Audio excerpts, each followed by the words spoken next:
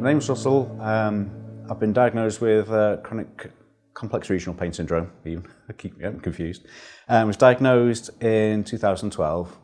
Previous to that, from the age of about 16, 17, I've been undergoing various arthroscopies through knee pain. Basically, it's a little known condition, but it has a big impact on your life because it's pain that's there, but there's no clinical reason for it to be there.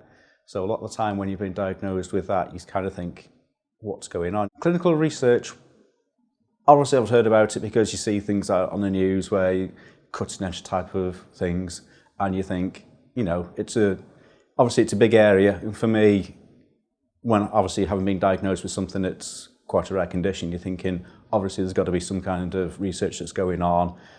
But I'd actually had no real knowledge of what was available in the area or what possibly would be available to me.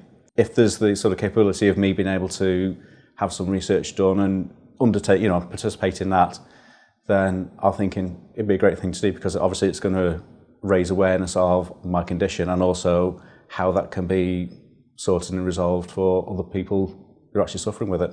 For me, myself as a patient, I've not really noticed any difference in obviously how I've been treated and the way things have gone on medically. It's been more of a support system really. It's one of those things, I've got obviously the support of all the actual medical team, but there's also the research team that I can phone up and ask questions to, and they'll actually advise me to say, well, yes, you should be raising those questions with the medical team, or they can actually answer the questions straight away.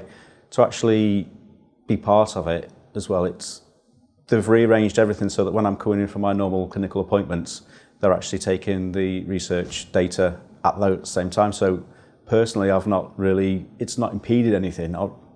It's only helped really because I feel I've got more of a support network.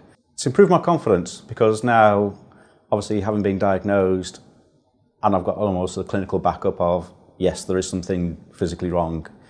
But the research side as well has also given me that confidence back to say, well, yes, you've got this. It's a rare condition, but you're not on your own. There's other people suffering those conditions as well. So it gives you the confidence back to actually believe in yourself again. I had a stimulator fitted. It was to try and control left knee pain, which I had done. Obviously there was risks involved that I was told about, and I was confident in obviously the medical team being able to perform it. Since then I'd had mirrored knee pain appearing on the right hand side, but because I'd already been through the process once, I was confident in everything and underwent the same procedure again for the right hand side, and it's reduced the knee pain down, and it's actually given me more of my life back. Whenever I phone up, they know my name, obviously they know what conditions I've got, but obviously there's hundreds of people involved with research. But to actually get that sort of degree of personality that you get when you phone up, and you never felt as though you're a patient, you actually felt as though you're a friend, and actually they're actually interested in your life, they're interested in how things are going, they want to know what's going on with you, and just being able to talk to them as well as a normal friend. Before I undertook the research, I was obviously suffering a lot of pain, a lot of knee pain. That had a major restriction on my life, obviously on my outlook of life as well. I've got 3 children at home, and obviously trying to play with 3 children, deal with everything else as well. It has a major impact not only on my own life, but also on their life as well, which to me, I don't think it's fair that they have to deal with this type of thing. So to actually undergo the research and to have this implant fitted, actually it's given me a lot more of my life back, but it's also given my kids a lot more of their life back as well, because they've now got a life with a dad who's actually more involved with their life and can interact with them a lot more than what I could do beforehand. To take part in research, you get more of the support network that you don't get from your friends and your family. You can talk to them a lot more personal things that you're actually experiencing and going through as part of the research. I've actually spoken to other people who are trying to have a similar type of implant fitted.